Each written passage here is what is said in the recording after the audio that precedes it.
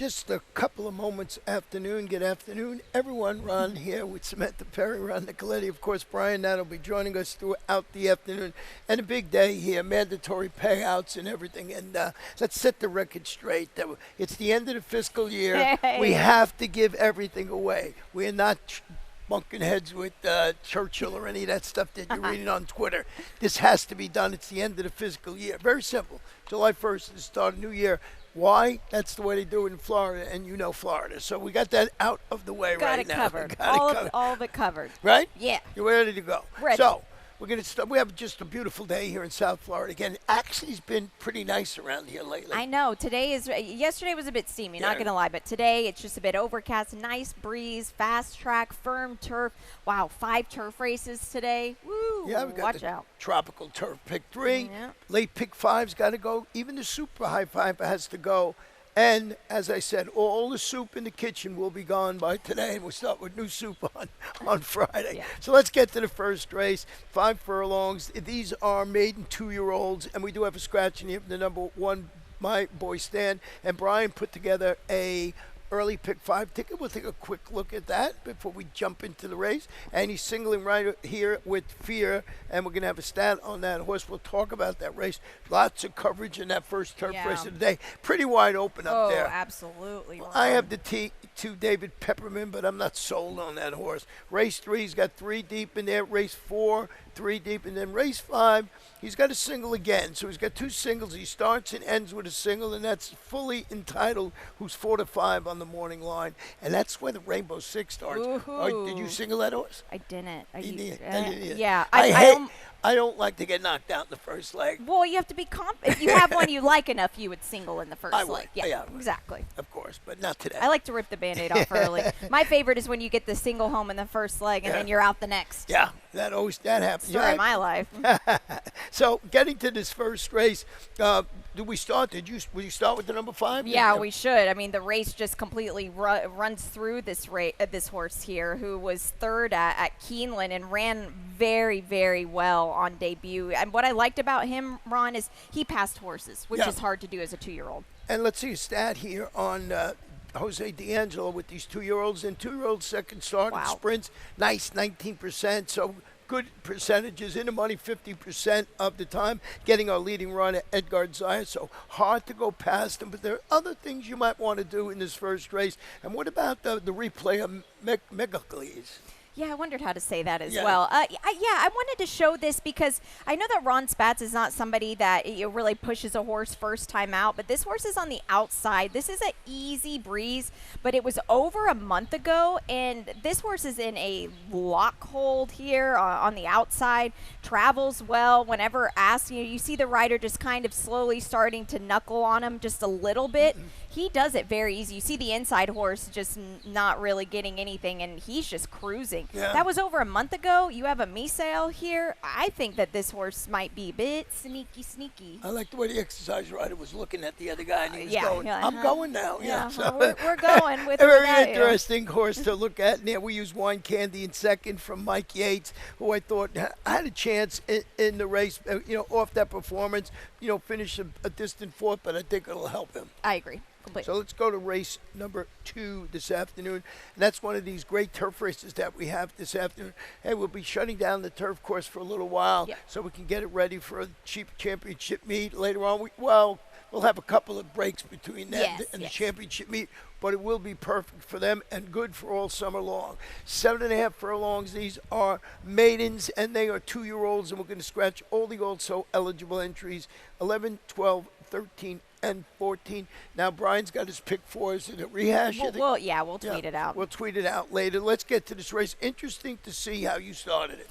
Well, this is a tough one because these are 2-year-olds stretching out, and that's so fun because I feel like it starts separating horses. I started it off with Coach Kane. We'll show a replay here. This is a son of Nick Sko. Of course, Nick Sko we know very well right from out here winning the Pegasus. That's right. He's working with Augustinian, who was a sharp first out, second place finisher. Right. He got run down late. Now he's on the inside, but I think what's key to pay attention here is Augustinian was on the turf, and this is on the grass as well. So Coach Kane, to me, looks even more grassy than than Augustinian. And the fact that he was just kind of keeping company with him is a good sign at a quick breeze here, and that was on May 18th. But you see, he doesn't have that quickening. He's just more even pace, so I think that 2 turns is going to be perfect. You know, I went with David Pepperman in here, and that ended up being the morning line favorite in here. And I just think it's Carlos David off the works. You know, you see that gate work up at Palm Meadows. Yeah. You know, that was a pretty good move. It looks like to get this horse moving in the right direction, being the son of Boltioro, should be able to handle the turf. We'll see what we get with that horse this afternoon. What about the number 9 horse in here? And that is El Orjon. Well, the Amati Racing Stables and Jose Gallegos had a really sharp first-time out winner. Now, that was a 3-year-old Pajero, but came back to win again, so now 2 in a row. This is not easy to debut going 2 turns at all, but look, everybody's in the same fishbowl here. There we go. I don't know what I was trying to compare it to, but the post not ideal here, but you have a Misael. This horse you would think has got some speed. You know, if you look at the stats on this trainer, all those stats are buoyed by that horse you were just talking about. Exactly. So, you know, they've got good stats, so it's limited, but it's good because of that horse that came back and ran exception well. You know, and then I had little interest in the 5. I just kept going back. I sort of like these Army Mules. And this one, You Mule, I don't know, they took them, 4 seconds to name this? But that's kind of funny because a mule is not necessarily a good thing to some people. So if they're calling him a mule, that's funny. Well, I just like them, so I threw them on my ticketing. Like it, yeah. Third race, it's a wide open race. Oh, yeah. Boy. Third race is going to be a sprint on the Tapeta at 5 furlongs, and these are 3-year-olds and upward, and we have no scratches in here. But please note the number 3 first responder is now listed as a gelding. So you started off. Let's go with your top pick in here, and that's the 2, Riplevin. Yeah, this horse here, I know he's burned a lot of money. He's 0 for 7. There's a lot of horses with upside in this spot here, but it was a really good effort last time out. Laura Cesar is now second off the claim. Not going to lose this horse for a tag, but to be honest, the $35,000 race that he finished second in, sneak preview was a maiden special weight dropper for Al Gold and Jose D'Angelo, so that doesn't bother me too much, the drop here today. I went with the 6 in here, and that's Poseidon's Law. And once again, this one, Jose D'Angelo, I was enamored by the workout. You see that work on June 15th, you know, a bullet drill on the Tapeta. I found that interesting that they worked this horse on the Tapeta. You don't see that a lot. And before trying it, and a bullet. So I like that. Yeah, well, and Jose D'Angelo has 2 horses in this race, both of them first-time starters, 2 different owners. There were no works online of these horses, so, you know, they can look good on paper, but you don't really know till you know. Yeah, you know? And like you said with the 2, you sounded like me now, the 2 is proven. Exactly. I mean, not proven that well because it didn't win yet, right. but still win. So different ways you can go in race number 3. We'll flip the page. We'll go back on the turf for race number 4 this afternoon, and it's a starter optional claimer, and these are 3-year-olds, and we have a field of 7 with no scratches or jockey changes. They'll be going a mile in the 16th. They are. We have another pick 4 here. Oh, that's right. Brian's got the middle Does pick. Brian have it? We'll just quickly see. Brian has it because when you have 10 races, everything overlaps overlaps with the So he's going with 3 deep here. Here's that single again. He's got in race number 5, fully entitled. I'm going to guess he's going to single that in his Rainbow 6. Lots of coverage in that wide open 6th race. I went a different way. I took one horse. That's going to be my single in the Rainbow 6. Of course, we'll talk about that after the break. And lots of coverage in race number 7, $30. And he's got that one single in there, and he's got lots of coverage. I like it. So we'll see how it goes. And we both started with the number 6, Murabe. Oh, yeah. Well, you know I've loved this horse for a long time, so I'm not going to stop now with him here. He's just such a beautiful, beautiful horse. He's been so game. Even last time, it looked like his stable, or not stablemate, used to be his stablemate, not anymore. Mark Cassie's runner, Chill the J, really just was up and on him the entire time, and he still swatted him away. Well, you know, he looks like the one to beat. I like him just for all the reasons you said. Then you got Childa J, who was actually setting the pace that day. Finished second behind him. Now he's got to stretch that speed a mile and a 16th. So we'll see how that works out. Now, he did break his maiden at a mile and a 16th. So he's going to be sort of dictating what's going on. Yeah, and I don't think Murabe is going to let him away too far. at all. And then the inside horse is Sugar Buzz, and this one from Laura Cesaris. And boy, has Laura had a good meet. Oh, yeah. Real good meet. Yep. This horse here, comes off a nice win, albeit against 17 two-lifetime runners. Not the ilk of what they're going to face today. But then you look to the left in the past performances, and you see Jose Morelos, who's just been on fire. No other way to say it. Yeah, right? like multiple wins a day, every day. Yeah. So, if he might catch Edgar. I don't know if he will, but we'll That's see. tough to do, He's trying. So we're going to take a short break. When we come back, we're going to have mine, Samantha's, and Brian's Rainbow Six tickets. So we'll run through those quickly, and it should be a lot of fun. We'll be right back. And they're off.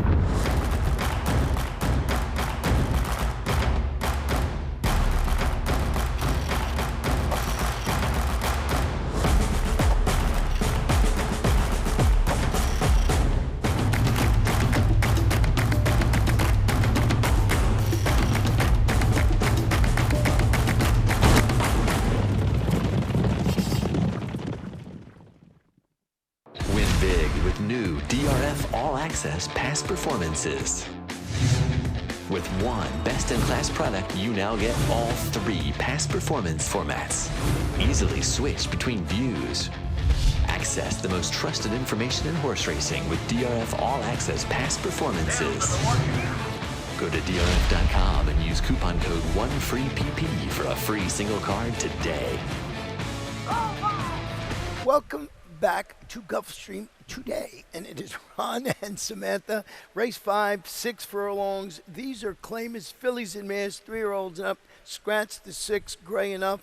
More importantly, this is where the Rainbow Six is going to start. And I don't want to also, don't remember, everything is going today. So, but the Rainbow is where we'll start. And let's start with Samantha's ticket first, ladies first. All right. We'll see what you got going on here. We'll see what I got going. It's going to be a surprise how much it is here. 144. Woo, baby. Woo, baby. Putting some rubber bands off of this here. Okay, so, and we can, there's a couple different ways you can play this. You can single fully entitled in this first leg, Right. and if you're beat, you move on. Race 6, I do have the number 4 on Top Smart Striker. Race number 7, I have the 8 on Top Fluffy, but race 7 is the one for me that I have no clue on. It's very tough. Race 8, I have the 5 Bella Veneno as my best bet, and he's singled in my Tropical Turf, etc. But I like We See You back with Lasix today a lot. And in race number 9, just using 2 of them there, Blaze of Color, I almost singled, but I think Old Flag might be a little bit sneaky as well.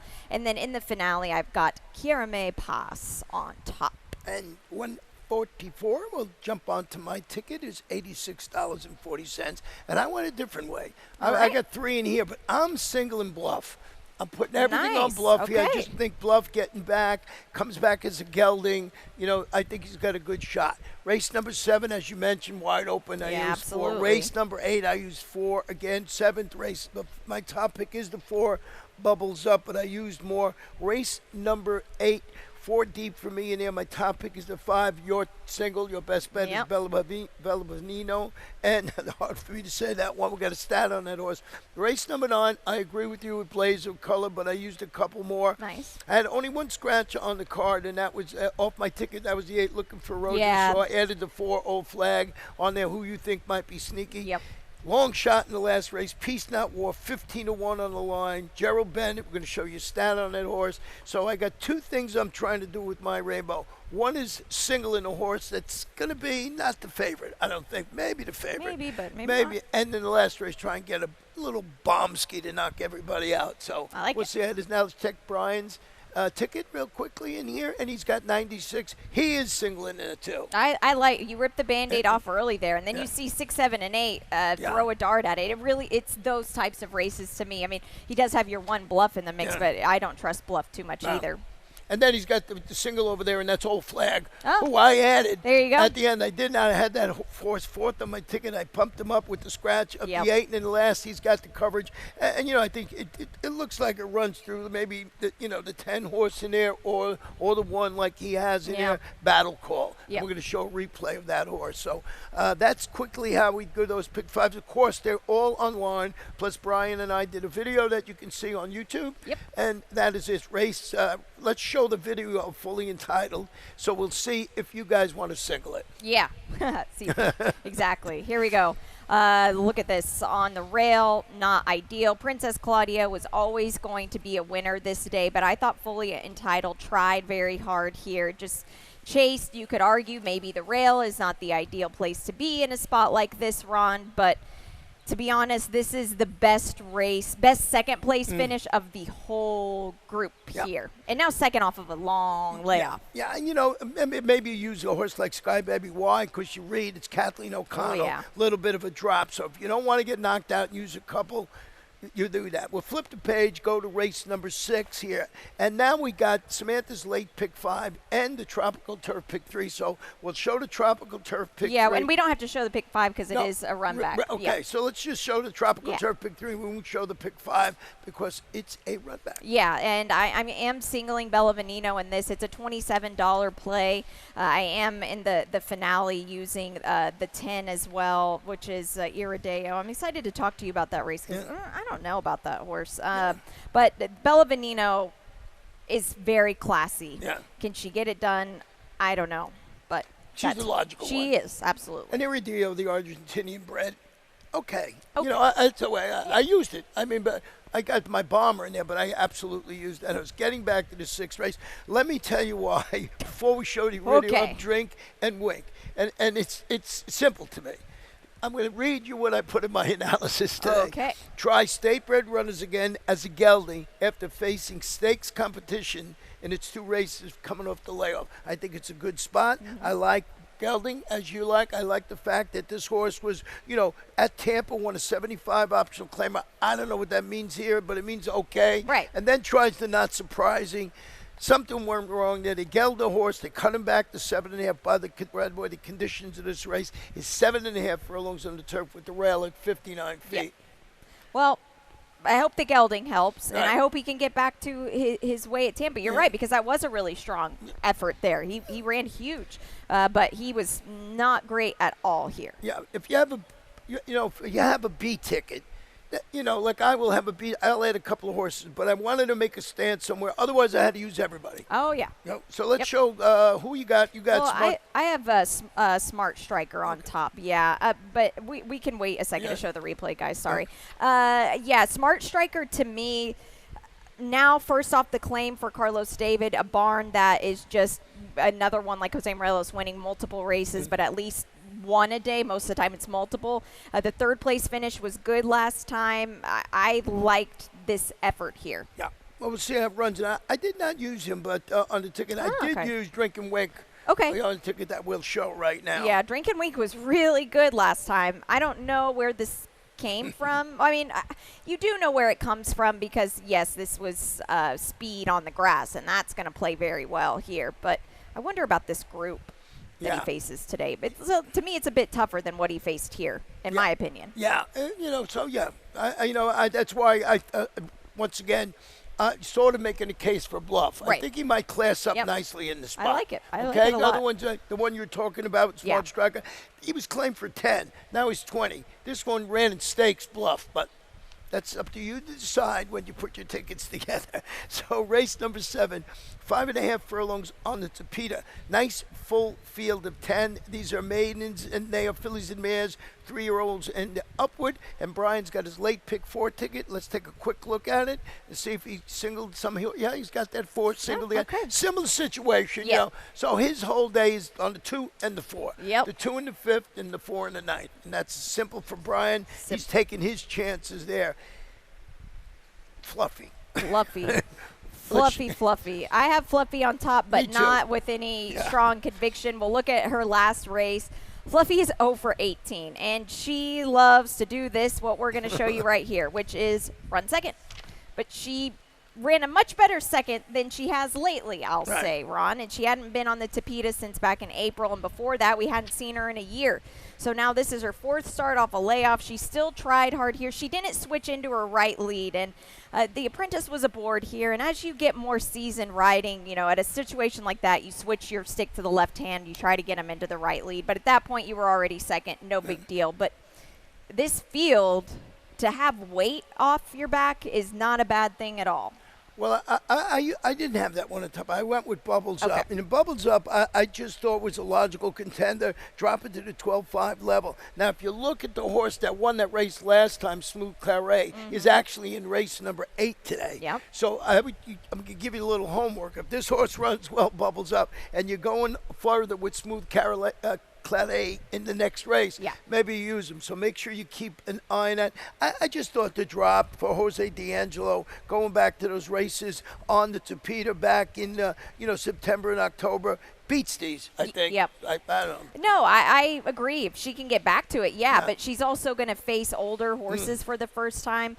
That could be tough, but she's in the right spot. Yeah. Absolutely in the right spot. Yeah, and it's like I said, you can use we basically use 3 the same. Use the 2 horse, but that is a wide open one. So like with Brian, if you have a single somewhere, then spread there. You can spread here for sure. Race number 8, 1 mile on the turf. It's the starter optional claimer, and these are filly 3-year-olds, and we have a full field. Well, no, not that full, but no scratches, that's for sure. It's another race that's part of the Tropical Turf Pick 3, the Horseshoe Single, Bella Vanino, and it's won by Safi Joseph Jr. Looks like the one to really beat, right? Yeah, I would think so. Look, she'll get Lasix back on today. Her last win was a decent effort, at least on the competition that day during the championship meet back in February. She ran huge, but since then she hasn't done a lot of running. But she was also in a grade 3, and then in the Martha Washington. Starship Impulsive is so good for Steve Dwoskin. We're in a much better spot here today, and we know she likes this grass course, but she comes from out of it, and that's the biggest problem here. Yeah, you had a lot of success with Starship Impulsive. Oh yeah, I have. Got him when first time. That's the key there. Yeah. We see you made a point getting the Lasix back today. Oh, yeah. Let's show that video. Yeah, this horse is going to be – this is the filly that could just be gone goodbye here. Right. And pardon me, these are all 3-year-olds here, so that's a good sign. Right. We See You was really, really good this day. Now, that was May 2nd. This was her last win. She just ran by La Cantera like she was standing still. Do we just go right from the rail here with a Misael and just – try to wire him? That's what I think is the best situation. When I was doing this race, it was a choice who I was going to put on top, the 5 or the 1. Yeah. That's how much I thought of what you just said. So I thought this horse might be very dangerous in there. And then you've got the number 7 horse. Well, that's what I was going to say. So, you talk about a pace situation, which, doesn't always work out like we see it on paper. Right. But Maddie R looks like the insured speed of this race to maybe set a horse up like her stablemate, Bella Vanino, and no other like you is very fast, too. And by the way, I want to show you a stat on Bella Vanino that I sort of skipped over for Safi Joseph Jr., so let's see what it is. This is sprint to route on the turf in the past 5 years. This is not a good number for Safi. No. 60%. He's always 20. Yeah, so that's true. Read it into what you wanted. Just wanted you to see that. Yeah, that is interesting. Yeah, that is very interesting. This is the pace here. Right. Yeah. Yep. So let's go to race number 9 this afternoon. It's getting exciting here at the front. A couple of races before the end of the fiscal year. I don't know what that means. They tell me, and that's all I know. Same here, yeah. Island is 16th under the Tapeta. Claimers, they are 3-year-olds and 4-year-olds and upward. Scratch the 6 Air Invasion, It's scratch the number 8, looking for Rose's horse I like. Did not have on top. I always had the horse that you had on top, Blaze of Colors, and we have a replay that we want to show you for this horse. This guy tries so hard. He really does. And looking for Roses obviously is in this race as well, but I love the fact. So you look at Blaze of Color here on the 4-horse. Looking for Roses is on the inside, but he's irrelevant right now. But he tries hard. Like he gets passed, or he's about to get passed by the 6, and he still is trying here. Right. Now, against a group like that, now he's first off the claim for Jose Castro. Pretty good off the claim, 25%. That's good. And you're going to have Misael aboard here from the rail. Try to get something out of him a little bit more. He doesn't have a lot of early speed, I'll say that. Jose Castro, as I mentioned when Brian and I did the video, not a household name here as far as, guys, the 3-4 top trainers. But, boy, everything he's been doing, he's been doing very well. So keep an eye. He's got, like Samantha said, 25% limited sampling in there. I think that was the one to beat.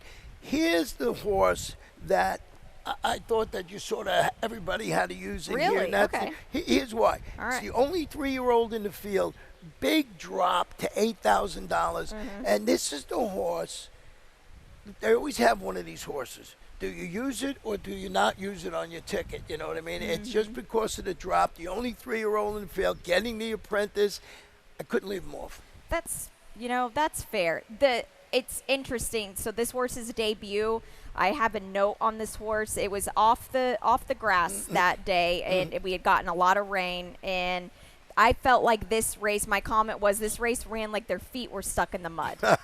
And he won it. So I don't know how much I trust that. But he's come back to win on the grass at Tampa. Good sign.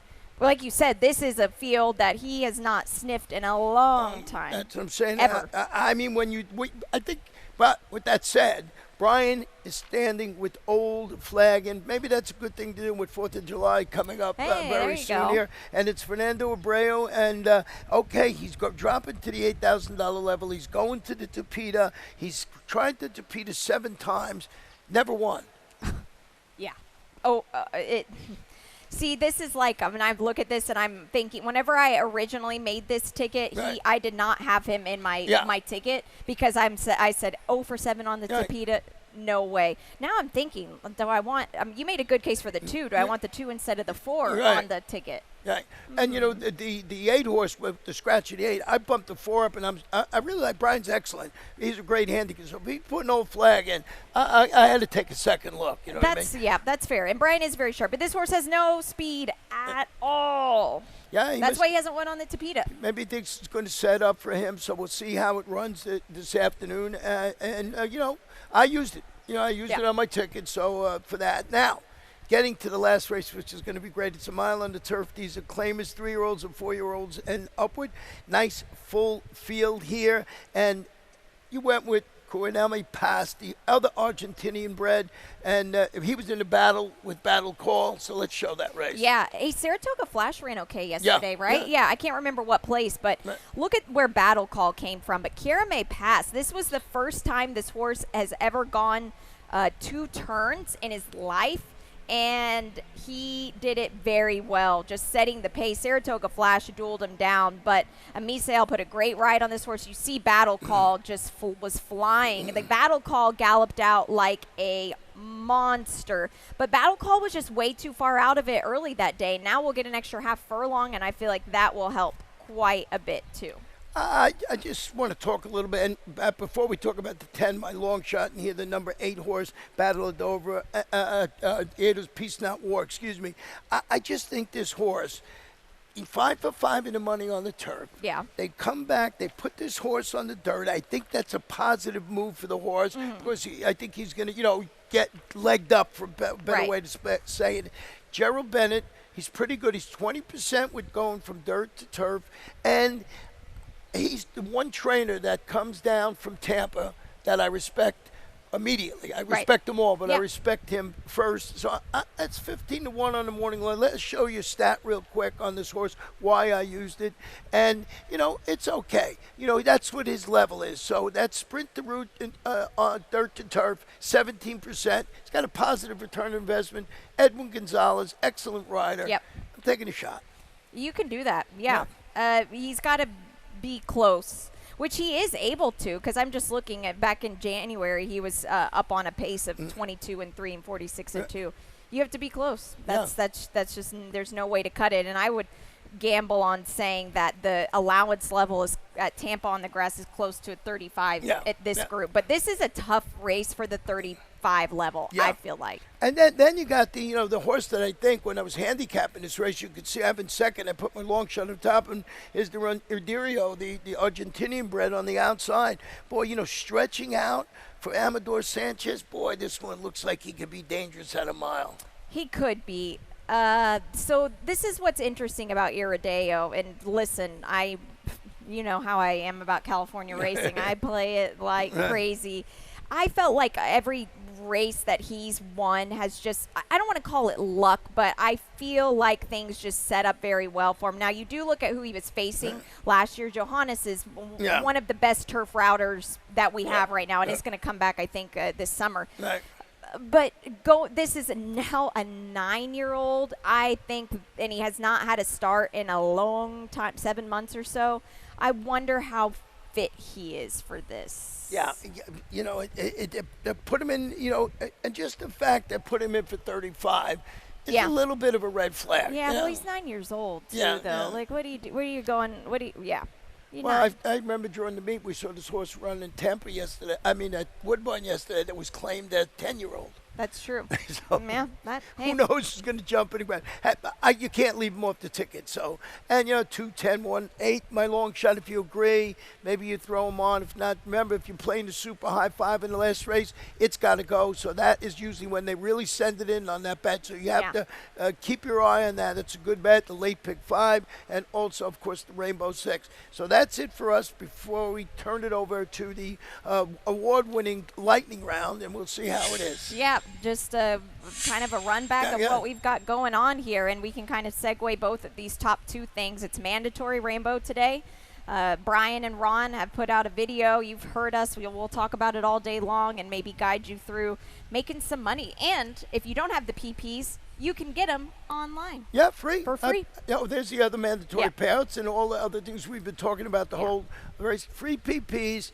You can go DRF. It said it's on. I put a thing on Twitter, and it's been all around. You just click on it, and it's all the PPs for the whole card. So, and it's a great thing. I hope you guys took advantage over the last couple of days. And the fun bet, besides all these mandatories, is always the tropical turf pick 3. Yep, it is. And we've got 5 grass races today, but this is 6, 8, and 10. What a doozy it is. $3 minimum. 15% low takeout. It is amazing. Yep. So we'll see. Your best bet this afternoon? Bellavenino. Bellavenino, that's right. My best bet this afternoon is, it's a rough one. Bluff. That's my single in the Rainbow 6. Your long shot today? It's not really a long shot. I just looked. He was 9-2, which is amazing to me. I know why Brian did this. It's because Jose Morelos is on the horse. Right. The horse has never been lower than 9-1, but now it's a 5-horse field. Yeah. I was reaching for this, but And we'll you see. see mine, we just talked about it, 15-1 in that last race, Peace Not War for Gerald Bennett. So that's it for us for now. We're going to turn it over to Pete Aiello. He'll give you all the scratches, changes. We'll be back. Brian will be joining us momentarily right after Pete is done. And good luck with all your tickets today.